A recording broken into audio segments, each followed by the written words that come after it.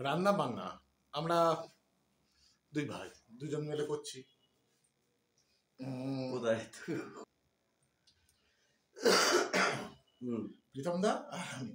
একদম। আচ্ছা, কি রান্না হচ্ছে? চিকেন।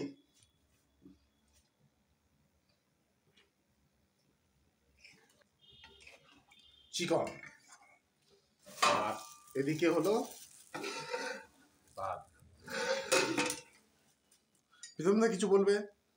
না, চিকেনটা বেঁচে গেছে অল্পের জন্য। কেন?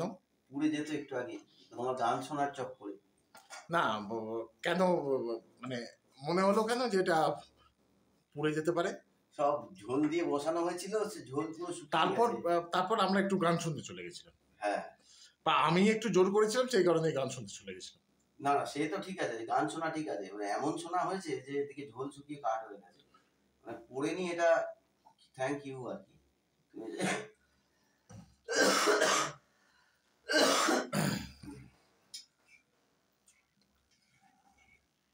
আরে তুমি এসব কি করছো? বন্ধ করো।